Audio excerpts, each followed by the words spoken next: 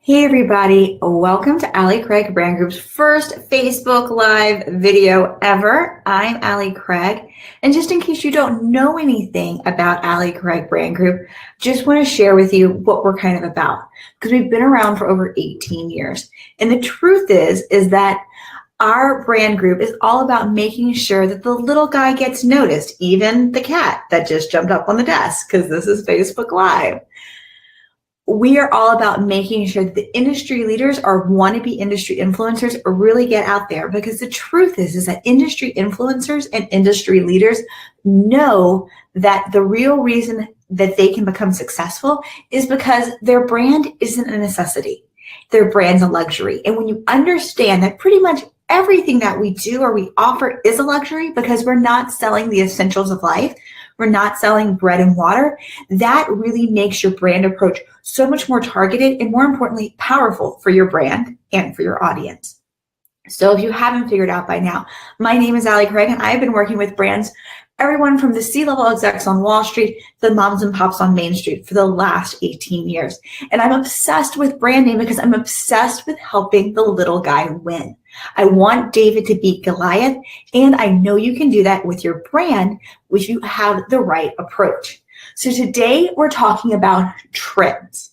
Now, we have all heard and know of the pumpkin spice obsession that still rules the world. But did you realize that the pumpkin spice trend, it was actually released in 2003? Yeah, like that's forever ago.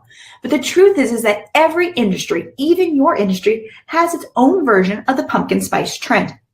You just have to be able to see it. Because when Starbucks came out with the pumpkin spice flavor offering for the latte back in 2003, they didn't realize the cultural obsession they were creating, because now there's pumpkin spice everything. There's pumpkin spice candles, there's pumpkin spice cough drops from CVS even. And I don't think there's anything pumpkin spice yet for cats, but Tally will surely try. So where is the trend in your industry? Now, most people are so close to their industry that they don't actually even see it.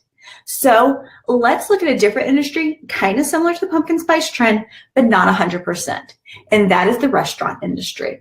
Now, we've all heard of appetizers, but did you realize where and how the appetizer trend, for lack of a better term, came to be? Before there were appetizers, there were amuse-bouches. And amuse-bouches were given at higher quality and caliber and, of course, expensive restaurants as gifts from the chef, little tastings from the chef, or palate cleansers. These were free gifts given to the consumers. But then the restaurant industry got smart and they realized, wait, we can make people pay for these little treats. And they started calling them appetizers. But appetizers were still held the more higher caliber, more expensive, aka the Starbucks versions of the restaurant industry. Well, then kind of everyone started to have appetizers. You can get an appetizer from almost any restaurant, even fast food restaurants nowadays.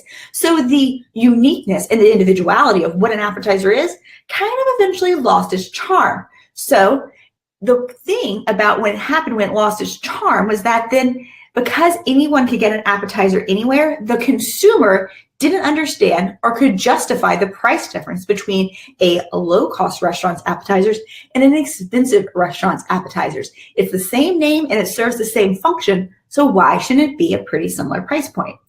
That's when the restaurant industry got smart, and we started seeing the idea of small plates and tapas come out. Basically, very similar in what an appetizer is, but because of the new name, they were able to charge a new price point.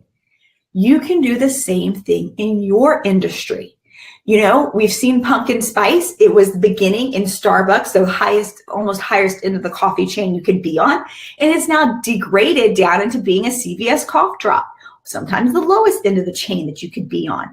Well, the trend's going to go back up, and Starbucks is going to find some other amazing way to bring their brand back to life and to bring more money in. We kind of saw it with the unicorn and dragon frappuccinos over the summer. Where is this in your industry? What is something that used to be unique? Could have been unique a couple of months ago, years ago, or in the beginning of your industry. That was something special. That was a gift given to your consumer. that now along the way has been turned into a paid commodity, but almost to the point of having no value because everybody does it. Is there a way you can reinvent that, rename that, or reposition that? So that way your luxury brand can truly stand out as the luxury it is. Now, if you want to know more about the psychology behind why we are obsessed with the pumpkin spice trend when it comes to brand, check us out on the Neurohuman Branding Academy page, where we're going to be deep diving in to the science, psychology, and biology of why this pumpkin spice trend will not end. We'll see you there.